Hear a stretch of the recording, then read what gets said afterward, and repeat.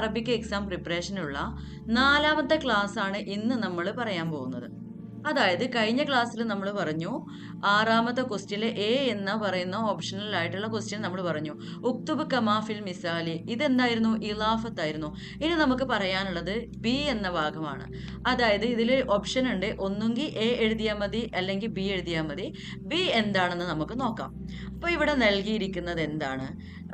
സഹിഹ് അൽ ജുമല അത്താലിയ എന്നാണ്. സഹിഹ് എന്ന് പറഞ്ഞാൽ ശരിയാക്കുക എന്നാണ് അർത്ഥം. എന്താണ്?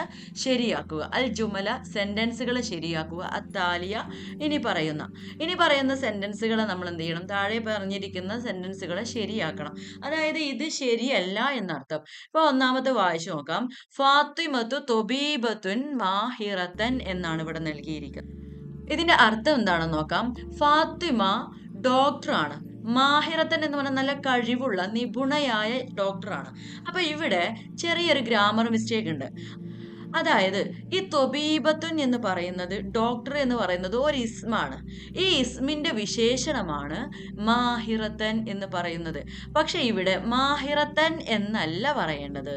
എന്താണ്? മാഹിറത്തുൻ എന്നാണ് പറയേണ്ടത്. ഇവിടെ ചെറിയ മിസ്റ്റേക്ക് എന്താണെന്ന് വെച്ചാൽ നൗത്ത് ആവുമ്പോൾ, നൗത്ത് എന്ന് പറഞ്ഞാൽ വിശേഷണം. ഓക്കെ, അപ്പൊ ഇതിൽ നൗത്തും മൻഊത്തും ഉണ്ട്.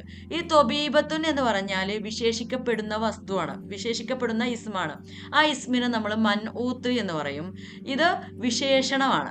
അപ്പോൾ ഒരു ഇസ്മിന്റെ വിശേഷണത്തെ പറയുമ്പോൾ ആ ഇസ്മിന്റെ ഇറാബ് എന്താണോ അത് തന്നെ ആയിരിക്കണം അതിന്റെ വിശേഷണത്തിന്റെയും ഇറാബ്. പക്ഷെ ഇവിടെ ഇറാബ് എന്ന് പറഞ്ഞാൽ എന്താണെന്നറിയോ? ഇവിടെ ഹർക്കത്തില്ലേ, ലാസ്റ്റത്തെ അക്ഷരത്തിന്റെ ഹർക്കത്ത് നോക്കൂ. ഹർക്കത്ത് എന്താണ്? ലമ്മ് തൻവീനുണ്ട്. അങ്ങനെയാണെങ്കിൽ ഇവിടെയും ലമ്മ് തൻവീന് വേണം. നഅത്ത് എന്ന് പറഞ്ഞാൽ എന്താ എന്നുള്ളത് ആദ്യം നമുക്ക് മനസ്സിലാക്കണം. നഅത്ത് എന്താണ്, മന്നൂത്ത് എന്താണ്, അപ്പോഴാണ് നമുക്ക് ഈ കാര്യങ്ങൾ കൃത്യമായിട്ട് മനസ്സിലാക്കാൻ പറ്റുള്ളൂ. അതേപോലെ തന്നെയാണ് ഈ ഒരു ഭാഗത്തും ഉള്ളത്. അതായത് എന്താണ്? കതബ്തു ബിൽ ഖലമി അൽ ജദീദു എന്നാണ് ഇവിടെ നൽകിയിരിക്കുന്നത്. ശരിക്കും ഇതിന്റെ അർത്ഥം എന്താന്ന് വെച്ചാൽ കതബ്തു എന്ന് പറഞ്ഞാൽ ഞാൻ എഴുതി, ബിൽ ഖലമി പേന കൊണ്ട്, അൽ ജദീദു എന്നല്ല, ഇവിടെ ഒരു മിസ്റ്റേക്ക് ഉണ്ട്. പുതിയ എന്നാണ് അവിടെ അർത്ഥം വരുന്നത്. ഓക്കെ, അപ്പോ ഇവിടെ എന്താ വെച്ചാൽ ബി എന്ന് വന്നത് കൊണ്ട് ഇതിന്റെ ശേഷമുള്ള ഹർക്കത്തിന് കെസ്ർ കൊടുത്തിട്ടുണ്ട്.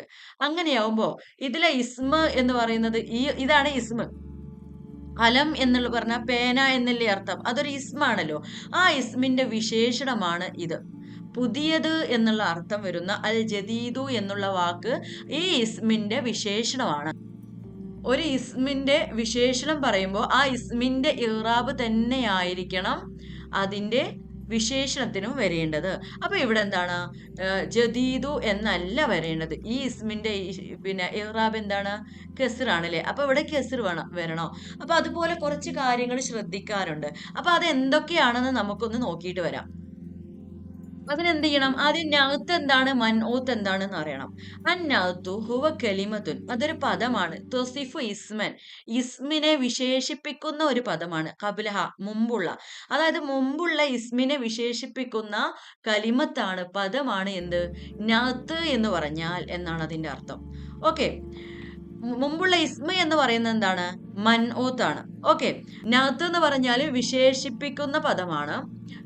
മൻഊത്ത് എന്ന് പറഞ്ഞാൽ വിശേഷിപ്പിക്കപ്പെടുന്ന പദമാണ്. ഓക്കെ, ഇറാബിന്റെ കാര്യത്തില് മൻഊത്തിനെ നഅത്ത് പിന്തുടരുന്നു എന്നാണ്. ഈ ഒരു ഇസ്മാണ് ഇവിടെ മൻഊത്ത്. ഈ മൻഊത്തിനെ നഅത്ത് പിന്തുടരുന്നു എന്നാണ് അർത്ഥം. അപ്പൊ നിങ്ങൾ ചുരുക്കി പറഞ്ഞ ഇത്ര മനസ്സിലാക്കിയാൽ മതി. തൊബീബത്തുൻ എന്നുള്ളതിന്റെ അവസാനത്തിൽ 2 ലമ്മുണ്ടെങ്കിൽ ഇവിടെയും 2 ലമ്മായിരിക്കും. ഇവിടെ ഒരു ലമ്മാണെങ്കിൽ ഇവിടെയും ഒരു ലമ്മായിരിക്കും. ഇവിടെ അലിഫ്ലാം ഉണ്ടെങ്കിൽ ഇവിടെയും അലിഫ്ലാം ഉണ്ടായിരിക്കും. അതായത് ഒരു ഇസ്മിനെ അതിന്റെ വിശേഷണത്തോടു കൂടി ചേർത്ത് പറയുമ്പോൾ ആ ഇസ്മിന് എന്താണോ ഉള്ളത് അതേ ഇറാബ് തന്നെ ആയിരിക്കും അതിന്റെ വിശേഷണത്തിനും. അതായത് ഇത് മുദക്കറാണെങ്കിൽ, ഇസ്മു മുദക്കറാണെങ്കിൽ അതിന്റെ വിശേഷണവും മുദക്കറായിരിക്കും. ഇസ്മ മുഅന്നസ് ആണെങ്കിൽ അതിന്റെ വിശേഷണവും മുഅന്നസ് ആയിരിക്കും. അവിടെ അപ്പൊ ഇവിടെ തൊബീബുൻ എന്നാണ് കൊടുത്തതെങ്കിൽ ഇവിടെ എന്താവും? മാഹിറുൻ എന്നാവും. കാരണം ഹാത്താവ് അവസാനം വരുന്നത് മുഅന്നസ് ആവുമ്പോഴാ അല്ലെ. അപ്പൊ മുഅന്നസ് ആയി വരുന്ന ഇസ്മ ആയതുകൊണ്ടാണ് അതിന്റെ വിശേഷണത്തിന് മുഅന്നസ് ആയി കൊടുത്തിരിക്കുന്നത്. അപ്പൊ ഇവിടെ ആൻസർ എങ്ങനെയാണ് കറക്റ്റ് ആയിട്ടുള്ളത്? ഫാത്തിമത്തുൻ തൊബീബത്തുൻ. തൊബീബത്തുൻ എന്ന് പറയുന്നതിന്റെ അവസാനത്തിൽ മുഅന്നസ് ആണ്, മാത്രമല്ല തൻവീൻ ലമ്മുണ്ട്. അതേപോലെ തന്നെ ഇവിടെയും തൻവീൻ ലമ്മ് ചെയ്തിരിക്കണം എന്നാണ് പറയുന്നത്. തൊബീബത്തുൻ മാഹിറത്തുൻ എന്ന് കൊടുക്കണം. ഒരിക്കലും തൊബീബത്തുൻ മാഹിറുൻ എന്നോ തൊബീബത്തുൻ മാഹിറൻ എന്നോ മാഹിറത്തൻ എന്നോ കൊടുക്കാൻ പാടില്ല. ഇതേ ഇറാബ് തന്നെ ആയിരിക്കും ഇവിടെയും വരിക. ഇറാബ് എന്ന് പറഞ്ഞാൽ അലിഫ്ലാം ഉണ്ടെങ്കിൽ ഇവിടെയും അലിഫ്ലാം വരും. ഇവിടെ ലാസ്റ്റ് താ ഉണ്ടെങ്കിൽ എന്താണ്? ഇസ്മിന്റെ വിശേഷണത്തിനും എന്തുണ്ടാവും? തൻവീൻ ഉണ്ടാവും. ഇവിടെ താ ഉണ്ടെങ്കിൽ ഇവിടെയും താ ഉണ്ടാവും. അങ്ങനെ മനസ്സിലാക്കുക. അപ്പോൾ ഒരു നൗത്തും മന്നൂത്തും പറയുമ്പോൾ ആ മൻഊത്തിന് എന്തൊക്കെ ഇറാബാണോ ഉള്ളത് അതൊക്കെ ഈ നൗത്തിനും ബാധകമായിരിക്കും എന്നാണ്. ഇനി അടുത്ത ഉദാഹരണത്തിൽ ഒന്നും കൂടെ നോക്കാം നമുക്ക്. കതബ്തു ബിൽ ഖലമി, അവസാനത്തിൽ എന്താ കൊടുത്തിരിക്കുന്നത്? കസ്ർ കൊടുത്തിരിക്കുന്നു. അതുകൊണ്ട് ഇവിടെ എന്ത് ചെയ്യണം? കസ്ർ കൊടുക്കണം, ലമ്മ് കൊടുക്കാൻ പാടില്ല. ഇത് നൗത്തും മന്നൂത്തും ആണ്. നൗത്ത് എന്ന് പറഞ്ഞാൽ മന്നൂത്ത് എന്ന് പറഞ്ഞാൽ ഒരു ഇസ്മാണ്. ആ ഇസ്മിന്റെ വിശേഷണമാണ്. പുതിയത് എന്നുള്ളൊരു വിശേഷണമല്ലേ. അതുപോലെ മാഹിറത്തുൻ എന്ന് പറയുന്ന നിപുണനായ അല്ലെ കഴിവുള്ള ഡോക്ടർ അല്ലെ. കഴിവുള്ള ഡോക്ടർ എന്ന് പറയുന്നത് ഒരു ഡോക്ടർ എന്നുള്ളതിന്റെ വിശേഷണമാണ് കഴിവുള്ള എന്ന്. ഇങ്ങനെ വിശേഷണങ്ങൾ പറയുമ്പോൾ ഈ ഏതിലേക്കാണോ നമ്മൾ ചേർത്ത് പറയുന്നത്, വിശേഷിപ്പിച്ച് പറയുന്നത്, ആ ഇസ്മിന്റെ ഇറാബ് തന്നെയായിരിക്കും ഇവിടെ എന്നാണ് സാരം. ഓക്കെ, ഇത് മനസ്സിലായി എന്ന് വിചാരിക്കുന്നു. ഇനി നമുക്ക് പാഠഭാഗത്ത് ഇതിന്റെ നമ്മുടെ ടെക്സ്റ്റ് ബുക്കിൽ എന്തുണ്ട്? ഇതിന്റെ ഉദാഹരണങ്ങളുണ്ട്. ആ ഭാഗത്തേക്കൊന്ന് പോയി നോക്കാം. പേജ് നമ്പർ 54 ഉദാഹരണങ്ങളാണ് ഇവിടെ നൽകിയിരിക്കുന്നത്. എത്ര? Page number 54. ഓക്കെ, നഖ്റോ വനുനാക്കിഷു എന്ന് പറയുന്ന ഒരു ആക്ടിവിറ്റി ആയിട്ട് ആദ്യത്തെ ആക്ടിവിറ്റി തന്നെയാണ്. നോക്കാം. ഇർത്തദത്ത് ശാന്ത അൽ ബിദിലത്തൽ ഫലാഇയ എന്നാണ് ഇവിടെ പറഞ്ഞിരിക്കുന്നത്. ഇർത്തദത്ത് എന്ന് പറഞ്ഞാൽ ധരിച്ചു, ശാന്ത ധരിച്ചു. അൽ ബിദിലത്ത എന്താ ധരിച്ചത്? ഒരു വേഷം ധരിച്ചു. അൽ ഫലാഇയ ബഹിരാകാശ വേഷം. ഓക്കെ, ബഹിരാകാശ വേഷം ശാന്ത ധരിച്ചു. അപ്പൊ ഇവിടെ ഈ ബഹിരാകാശത്തുള്ള വേഷം എന്ന് പറയുന്നത് ഈ വേഷത്തിന്റെ വിശേഷണമാണ്. ബഹിരാകാശത്തേക്ക് പോകുമ്പോൾ ഇടുന്ന വേഷമാണ് എന്നുള്ളത് ആ വിശേഷണമാണ്. അപ്പൊ ഇവിടെ ശ്രദ്ധിച്ചു നോക്കൂ, അലിഫ്ലാം വന്നിരിക്കുന്നു ഇസ്മില്. അപ്പൊ അതിന്റെ വിശേഷണത്തിലും അലിഫ്ലാം വന്നിരിക്കുന്നു. അവസാനത്തിൽ താ വന്നിരിക്കുന്നു, താഇന് ഫതഹ് വന്നിരിക്കുന്നു. അങ്ങനെ അപ്പോ ഈ വിശേഷണത്തിനും അവസാനത്തിൽ എന്തുണ്ട്? താവും അതിന്റെ ഫതഹും വന്നിരിക്കുന്നു. ഇവിടെ ഒരിക്കലും അൽ ബിദിലത്ത അൽ ഫലാഇയു എന്നോ അല്ലെ അൽ ഫലാഇ എന്നൊന്നും പറയില്ല. അൽ ഫലാഇയത്ത എന്ന് തന്നെ കൃത്യമായിട്ട് പറഞ്ഞിരിക്കണം. ഇതാണ് നമുക്ക് മനസ്സിലാക്കാനുള്ളത്. ഇനി അടുത്ത ഉദാഹരണത്തിൽ നോക്കൂ. അൽ മുദരിസു നഷീതു മഹബൂബുൻ എന്നാണ്. അൽ മുദരിസു എന്ന് പറഞ്ഞാൽ അധ്യാപകൻ എന്നാണ് അർത്ഥം. അൽ മുദരിസു എന്ന് പറഞ്ഞാൽ അധ്യാപകൻ എന്നാണ് അർത്ഥം അല്ലെ. അൻ നഷീതു എന്ന് പറഞ്ഞാൽ നല്ല ആക്റ്റീവ് ആയിട്ടുള്ള. അൽ മുദരിസു അൻ നഷീതു എന്ന് പറയുമ്പോൾ ഈ ബ്ലൂ ഇങ്കിൽ കൊടുത്തിരിക്കുന്ന മുദരിസ് എന്നുള്ള പദം ഇസ്മാണ്. ആ ഇസ്മിന്റെ വിശേഷണമാണ് അന്നഷീതു എന്ന് പറയുന്നത് റെഡ് ഇങ്കിൽ കൊടുത്തിരിക്കുന്നത്. അപ്പൊ ഇവിടെ എന്തുണ്ട്? ഇസ്മിന് അലിഫ്ലാം ഉണ്ട്. അതുകൊണ്ട് ഇവിടെയും അലിഫ്ലാം ഉണ്ട് അല്ലെ. ഈ മുദരിസു എന്നുള്ളതിന്റെ അവസാനത്തിൽ ലാസ്റ്റ് താ ഉണ്ടോ? ഇല്ല. അങ്ങനെ ആയതുകൊണ്ട് തന്നെ ഇവിടെ വിശേഷണത്തിനും താ ഇടാൻ പാടില്ല എന്നാണ്. അപ്പൊ ഇവിടെ മുദരിസത്തു എന്നാണ് പറഞ്ഞതെങ്കിൽ നമ്മൾ നഷീത്തു എന്ന് പറയണമായിരുന്നു. പിന്നെ അതുപോലെ ലമ്മായതുകൊണ്ട് ഇവിടെയും ലമ്മായി. ഇത് മനസ്സിലായല്ലോ. ഇനി അടുത്ത ഒരു ഉദാഹരണത്തിലേക്കും കൂടെ നോക്കാം. ഇത് നമുക്ക് ക്വസ്റ്റ്യനിൽ വന്നിരിക്കുന്ന അതേ ഉദാഹരണമാണ്. എന്താണ്? കതബ്തു ബിൽ ഖലമി അൽ ജദീദി എന്നാണ്. കതബ്തു ഞാൻ എഴുതി, ബിൽ ഖലമി പേന കൊണ്ട് എഴുതി, അൽ ജദീദി പുതിയ പേന കൊണ്ട്. ഇവിടെ കണ്ടോ അൽ ഖലം എന്ന് പറഞ്ഞപ്പോൾ ഇവിടെ അൽ ജദീദ് അല്ലെ. അവസാനത്തിൽ കസ്ർ വന്നപ്പോൾ ഇവിടെയും കസ്ർ. അതായത് ഇത് നൗത്തും മന്നൂത്തും ആണ് എന്നർത്ഥം. അതായത് ഒരു ഇസ്മും ആ ഇസ്മിന്റെ വിശേഷണവുമാണ് എന്നർത്ഥം. അപ്പൊ ഈ ഭാഗം ഈ ക്വസ്റ്റ്യനിൽ നമുക്ക് മനസ്സിലാക്കേണ്ട കാര്യം എന്താ അറിയോ? നമുക്ക് എക്സാമിന് വരുന്ന ക്വസ്റ്റ്യനും നമ്മുടെ പാഠഭാഗത്തുള്ള ക്വസ്റ്റ്യന് തന്നെ ആയിരിക്കും ഉദാഹരണങ്ങളിലുള്ള. അപ്പൊ ഇതിലേതെങ്കിലും ഒരു ഉദാഹരണം നിങ്ങൾക്ക് പ്രതീക്ഷിക്കട്ടോ, ഇതിലേതെങ്കിലും ഒന്ന്. അപ്പൊ നമുക്ക് നോക്കാം. അടുത്തത് ഹാദ സുആലുൻ ജയ്യിദുൻ എന്നാണ്. സുആലുൻ എന്ന് പറഞ്ഞാൽ ചോദ്യം. അങ്ങനെയാണെങ്കിൽ ജയ്യിദുൻ എന്ന് പറഞ്ഞാൽ നല്ല ചോദ്യം എന്നാ. അപ്പോൾ നല്ലത് എന്നുള്ളത് ഈ സുആലുൻ എന്നുള്ളതിന്റെ വിശേഷണമാണ്. ഇവിടെ ശ്രദ്ധിക്കാനുള്ളത് എന്താണ്? ഇവിടെ അലിഫ്ലാമില്ല. അതുകൊണ്ട് തന്നെ ജയ്യിദുൻ എന്നുള്ള പദത്തിനും അലിഫ്ലാമില്ല. സുആലുൻ എന്നുള്ളതിന്റെ അവസാനത്തിൽ ലമ്മ് തൻവീൻ കൊടുത്തിട്ടുണ്ട്. അതുകൊണ്ട് തന്നെ ജയ്യിദുൻ എന്നുള്ള പദത്തിന്റെ അവസാനത്തിൽ ലമ്മ് തൻവീൻ നിർബന്ധമാണ്. പിന്നെ അടുത്ത കാര്യം, ഇത് ഇനി മുഅന്നസ് ആണെങ്കിൽ ഇവിടെയും മുഅന്നസ് ആയിരിക്കും. ഇത് എന്താണ്? ബഹുവചനാണെന്ന് വിചാരിച്ചോളൂ. അസ്ഇലത്തുൻ എന്നാണ് ഇവിടെ പറഞ്ഞതെന്ന് വെച്ചാൽ സുആലുൻ എന്നുള്ളതിന്റെ ബഹുവചനാണല്ലോ അസ്ഇലത്തുൻ. അങ്ങനെയാ വന്നതെങ്കിൽ ഇവിടെ അതിനനുസരിച്ച് മാറ്റം ഉണ്ടാവും കേട്ടോ. ഓക്കെ, അപ്പം ഇവിടെയും ജമ്മായിരിക്കും ഉണ്ടാവുക എന്നർത്ഥം. ഇനി അടുത്തതും നമുക്ക് എന്താണ് ഉദാഹരണത്തിൽ തന്നിരിക്കുന്നത്, നമുക്ക് നമ്മുടെ ക്വസ്റ്റ്യനിൽ വന്നിരിക്കുന്ന അതേപോലെ തന്നെയാണ് അല്ലെ. ഫാത്തിമത്തു തൊബീബത്തുൻ മാഹിറത്തുൻ എന്നാണ് ക്വസ്റ്റ്യൻ അല്ലെ. ഫാത്തിമ ആരാണ്? ഡോക്ടറാണ്. മാഹിറത്തുൻ നല്ല കഴിവുള്ള. ഇവിടെ തൊബീബത്തുൻ എന്നുള്ള പദത്തിന്റെ അവസാനത്തിൽ ലമ്മു തൻവീന്, മാഹിറത്തുൻ എന്നുള്ളതിന്റെ പദത്തിന്റെ അവസാനത്തിലും ലമ്മു തൻവീൻ. ഇതിന് ഞാൻ പറയേണ്ടതില്ലല്ലോ. സുർത്തു മദീനത്തൻ ഖദീമത്തൻ. സുർത്തു ഞാൻ സന്ദർശിച്ചു. മദീനത്തൻ പട്ടണത്തെ, ഖദീമത്തൻ പഴയ പട്ടണത്തെ ഞാൻ സന്ദർശിച്ചു.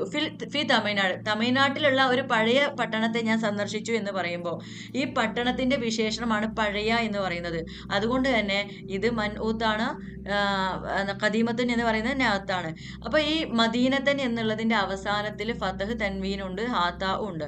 അങ്ങനെയാവുമ്പോൾ ഖദീമത്തൻ എന്നുള്ളതിന്റെ ഇവിടെയും ഫതഹ് തൻവീനും ഹാത്താവും വന്നിരിക്കുന്നു. ഒരിക്കലും ഖദീമൻ എന്നോ അല്ലെങ്കിൽ ഖദീമുൻ എന്നൊന്നും പറയാൻ പറ്റില്ല. ഖദീമത്തൻ എന്ന് തന്നെ പറയണം. ഇവിടെ ലാസ്റ്റ് മദീനത്തൻ എന്ന് വന്നതുകൊണ്ട്. അപ്പൊ ഇങ്ങനെയാണ് കാര്യങ്ങൾ. ഇനി നമുക്ക് അടുത്ത ഭാഗം നമുക്ക് നോക്കാം. ഇതിൽ ഏതൊക്കെയാണ് മൻഊത്ത്, ഏതൊക്കെ നഅത്ത് എന്നുള്ളത് ജസ്റ്റ് നോക്കാം. അൽ ബിദ്ലത്തു അൽ ഫലായത്തു നമ്മൾ പറഞ്ഞതാണ്, ഒന്നും കൂടെ ടെക്സ്റ്റിലുള്ളത് ഒന്ന് ജസ്റ്റ് സൂചിപ്പിക്കുന്നത് മാത്രം. അൽ മുദരിസു അന്നഷീത്തു അല്ലെ. ഈ ഭാഗമൊക്കെ എന്താണ്? മൻഊത്താണ്. ഈ ഭാഗമൊക്കെ നഅത്താണ്. അപ്പം മുദരിസു എന്നുള്ളതിന്റെ നഅത്ത് എന്താണ്? അന്നഷീത്തു. ഒരേപോലെയല്ലേ? നോക്കൂ, ഇവിടെ 3 എണ്ണത്തിനും അലിഫ്ലാം ഉണ്ട്. അപ്പൊ നോക്കൂ, ഇവിടെയും 3 എണ്ണത്തിനും എന്തുണ്ട്? അലിഫ്ലാം നൽകിയിരിക്കുന്നു അല്ലെ. അപ്പം ഓരോന്നിന്റെയും വിശേഷണങ്ങൾ അതിന്റെ നേരെ കൊടുത്തത് കൊണ്ട് നമുക്ക് മനസ്സിലാക്കാം. അലിഫ്ലാം ഉള്ളതുകൊണ്ട് ഇവിടെ അലിഫ്ലാം, ഇവിടെ എന്താണ് താ ഉള്ളതുകൊണ്ട് ഇവിടെയും താ, ഇവിടെ താ ഇല്ലാത്തത് കൊണ്ട് ഇവിടെ താ ഇല്ല, ഇവിടെ ലം ഉള്ളതുകൊണ്ട് ഇവിടെ ലം ഉണ്ട്. അതേപോലെ ഈ 3 എണ്ണത്തിന് അലിഫ്ലാം ഇല്ല. പിന്നെ എന്താണ്? ഇവിടെ ലാസ്റ്റ് താ ഇല്ല, ഇവിടെയും താ ഇല്ല. എന്നാൽ ഇവിടെ താ ഉണ്ട്, ഇവിടെയും താ ഉണ്ട്. അപ്പൊ എന്താണ് ഇത് മനസ്സിലാക്കാനുള്ളത്? മൻഊത്തിനെ നഅത്ത് പിന്തുടരുന്നു. ഇത് തന്നെയാണ് നമ്മൾ നേരത്തെ ആ താരീഫിൽ പറഞ്ഞിരിക്കുന്നത്. ഓക്കെ, ഇനി നമുക്ക് കുറച്ച് ഉദാഹരണങ്ങൾ ടെക്സ്റ്റിൽ കൊടുത്തിരിക്കുന്നു. ഈ ടെക്സ്റ്റിന്റെ ഉദാഹരണത്തിൽ ഇതിന്റെ ആൻസർ നമ്മൾ എന്ത് ചെയ്യണം? ശരിക്കും കണ്ടെത്തണം. നമ്മൾ കണ്ടെത്തിയിട്ട് ഞാൻ പറഞ്ഞു തരാം. നിങ്ങൾ അവിടെ എന്ത് ചെയ്തോളൂ, പെട്ടെന്ന് എഴുതി വെച്ചോളൂ. നിങ്ങൾ എഴുതിയിട്ടില്ലെങ്കിൽ അപ്പൊ എന്താ ചിലപ്പോൾ ഈ ഒരു ഭാഗത്തു നിന്നായിരിക്കും ക്വസ്റ്റ്യൻ ഉണ്ടാകുന്നത് കേട്ടോ.